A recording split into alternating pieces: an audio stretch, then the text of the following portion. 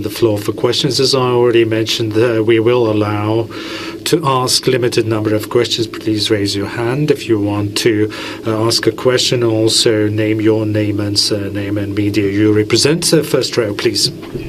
Yes, good afternoon. Kriškaitis from the Latvian television. Would like to ask Mr. Carney, considering possible a reduction of the U.S. influence in Europe, would Canada increase its influence and presence, for example, through Latvia, in Latvia? To what extent are you ready to contribute more to the European defense? And Madam Silin, a question to you. 2 years ago, you signed a roadmap on closer cooperation between Canada and Latvia in the sector of defense and security. Has Latvia done all the homework necessary to host Canadian troops here in Latvia? Thank you.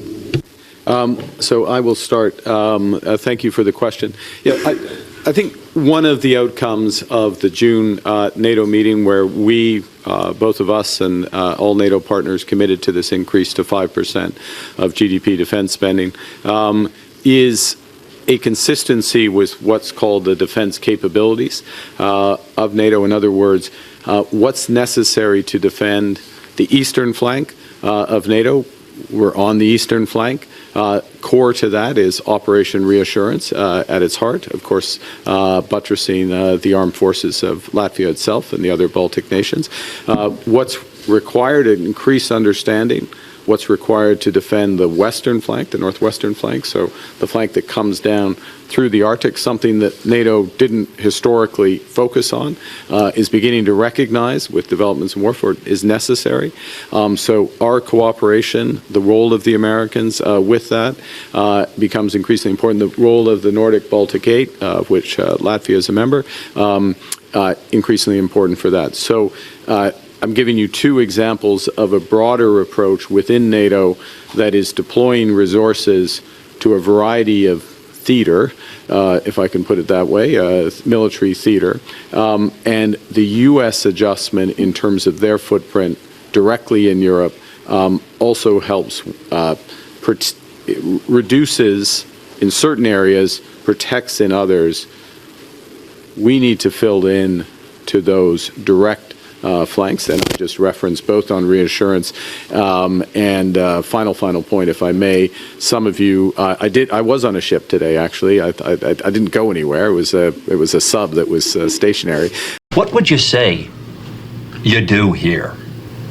But at least I've made it on a ship. And part of the reason was on a ship is that part of what's required is defense in the Arctic, and that needs new capabilities. So, if I can answer your question that way, it's a reshaping of how we defend ourselves.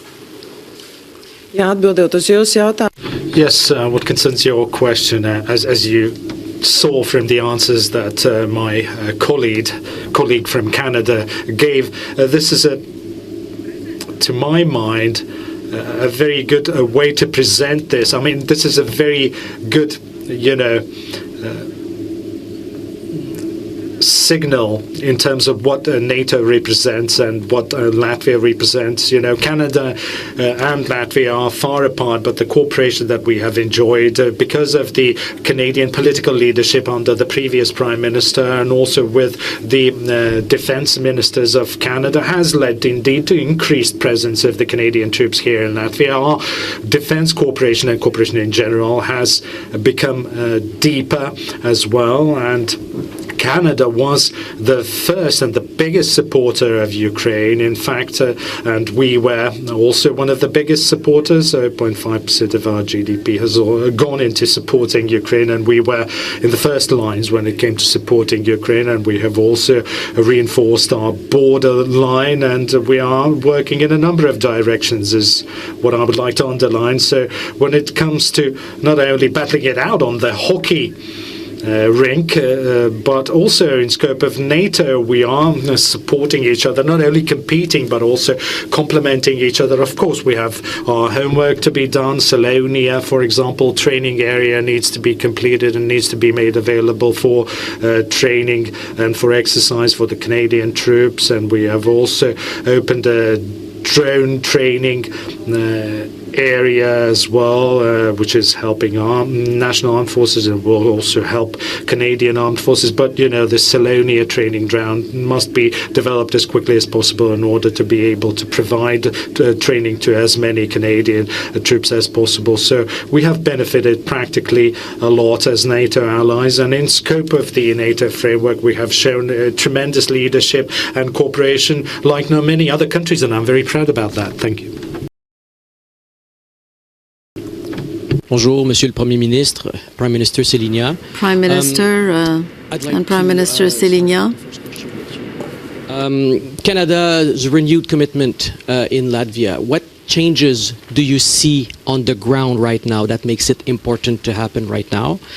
Et Monsieur Carney, des questions économiques. Mr. Carney, à propos des an economic question regarding improvements to the Port of Montreal. Are you committed to going ahead with the expansion with environmental assessments, or will you use the new National Projects Act that allows you to set that aside? You met with the KMS CEO today. He said he was ready to build a shipyard in Canada. Is that realistic? Thank you. Thank you for the question. I'd like to start by referring to my previous answer. In a way, I already partly answered. The fact that Latvia and Canada is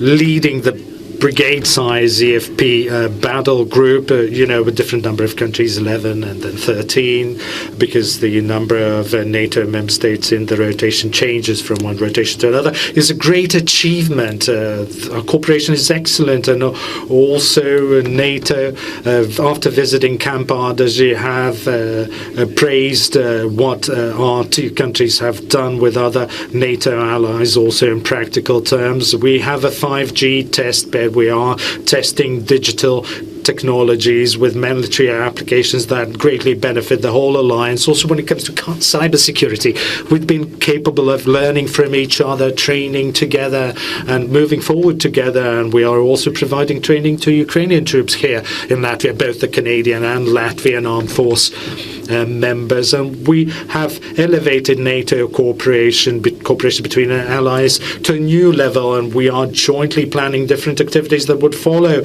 either the ceasefire or the peace agreement in Ukraine. That is a result of political consultations as well as operational consultations between armed forces. And I should say that the cooperation is indeed impressive, and this is our way to contribute to the strength of the whole alliance. The fact that we jointly organize joint NATO training helps us not only politically, from the political cooperation point of view, but also helps our local governments and helps our people understand more clearly what it means that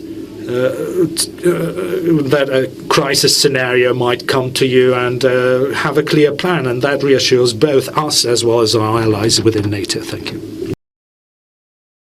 Bon. OK. Merci. Alors, en ce qui concerne vos Thank questions. you. Vos questions. For your questions, your economic questions. I'll begin with the one on the Port of Montreal. It may be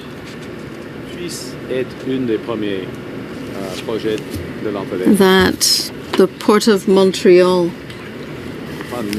of Montreal project might be one of the very first, but if not the first, the Contrecoeur project. As for the environmental approval process, yes, of course, we have to go through that. With C5, we have an opportunity of having Quebec's environmental assessment and using that instead of needing to do a federal assessment and provincial assessments. That's one of the new efficiencies we have now. I had a discussion with Premier Legault on the advantages of having an agreement that every project would have a single environmental assessment. That's the first consideration. And as for the possibility of a shipyard being built in Canada, PMKS said it was a possibility. We'll see, but the industrial spin-offs that would be associated with the construction of those submarines is an important factor in Canada's decision in deciding between the Korean option and the Germany-Norway option. In effect, the Port of Montreal Contrecoeur, which is an extension, as you know, of the Port of Montreal, that could be one of the first projects. I'm not saying it's definitively one of the first projects. That's the first point. The second point is with respect to environmental assessment. There has to be an environmental assessment, to be clear, under C5. What C5 creates, and it can be supplemented by an accord between Quebec and the federal government, in the same manner that we have with British Columbia and the federal government, and we're working on with other provinces, where we can delegate that responsibility, in this case, to Quebec. And that's one of the ways that we can move much more quickly, no duplication. We use the resources either at one level or the other. That's the bit you wanted? Yeah. Okay. Thank you, and we still have time for one last question, the second row, one last question. Just to clear up, this morning it seemed like you were saying that those two projects, Churchill and Contrecoeur, would be on the list of approved, so I don't know if you could clear that up. C'était en français ce matin. C'est une question de traduction. I said it this morning. Is it a translation issue? Yes, I said it was a possibility that it could be one of the first projects. Clarity on your government's position on trade with the United States, sure. Following your Friday announcement. So this morning you talked about how you're seeking areas of cooperation in 5 areas. You listed critical minerals, autos, steel, aluminum, copper. What does that cooperation look like, and how is that different from what your government was trying to achieve ahead of that August 1st deadline? So just to be, the way I'd frame it, Mr. Curry, is this way, which is that, again, what I was saying c'était en français ce matin également, right? As I was saying in French this morning. Was 85% of our trade is free trade. At present, we have the best deal, etc. You know that point. There are 5 areas where that is not the case, and those are in strategic sectors for the Americans: aluminum, steel, autos, copper. They happen to have a specific on copper, and then, of course, lumber, softwood lumber, which has been an issue. So those are the areas where immediately we are focused on improving the outcomes, if we can. And in order to do that, and this is what I said on Friday, in order to do that, we will have to look at other areas where we can have win-win cooperation, other areas. Now, so it's an isolation of the set of issues around those strategic sectors for the American. And all of this in the context, as you know, of an upcoming review on CUSMA that will start next year, but in effect we're beginning to prepare for it now, and I would expect the Americans to be doing the same. So it's within that context we have both a broader partnership if we can negotiate that and find win-win opportunities that trade off against the two, which is what we're working hard at. And I'll finish by observing that Minister LeBlanc and my Chief of Staff are, as we speak, in Washington with colleagues having those discussions with their American counterparts. So, since we've been requested, we can allow one last question, but this will be last. And Prime Minister Selina, thank you so much for your hospitality. My questions are for Prime Minister Carney. Thank you for I just wanted a couple of things, just to get your first quick impressions about your tour of the submarine manufacturing facility, what you made of it. CEO saying, hey, maybe we could build these boats in Canada. So quick thoughts on that. And then on the ports, thank you for clarifying your remarks from this morning about the Port of Montreal might be first out of the gate, but Port of Churchill, maybe people are quite excited about the possibility of LNG coming out of Churchill. That, as you said, needs pretty much a brand new port. Is that a C5 project? And what is it about these ports that get them to the top of the list? Easy to do, you'll get the approvals. A couple of things on that would be great. So let me say a couple of things, and let me preface I'm going to answer your question best I can, but I want to preface it with the following important point, which is we are running a process. We're running a transparent, open, fair process. We had two bids, the German-Norwegian bid that we visited today, and also a Korean bid from Hanwha. That made the bar in terms of the capabilities and clear, and so we've accelerated the process because of that. That's the first point.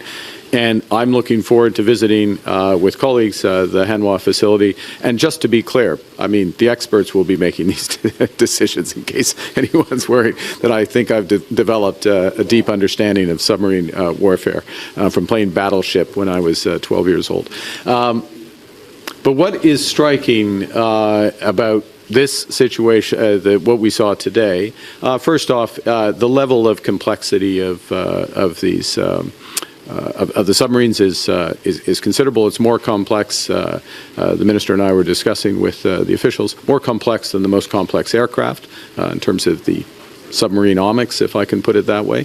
Secondly, the ability to operate under the Arctic ice for weeks on end. In fact, the binding constraint is food as opposed to fuel, air, water, any other factor. And this goes to today's topic, the importance of interoperability with other fleets. And it reinforces what we're talking about today, which is the risks that come, the very real risks that come. I'm going to pick Russia because they're the principal actor from the eastern flank, but also that Arctic flank and the necessity of doing this. So those are three impressions, if I may. And of course, as I said before, the industrial benefits are important for Canada, and the ability to have components and build out from that is there. Yes, I'll finish. On the ports, I think you heard my answer on Montreal and Contrecoeur. With respect to Churchill, what's interesting about Churchill, and this is why it's important, and I think there's a bit more where it's one of the first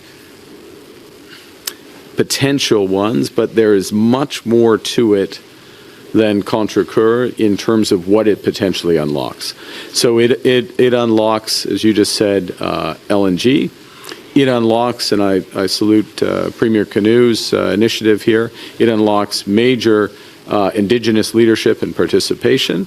It potentially unlocks pathways for critical minerals and links into Europe. So it has an element, and I'll finish with this point because I know I need to finish.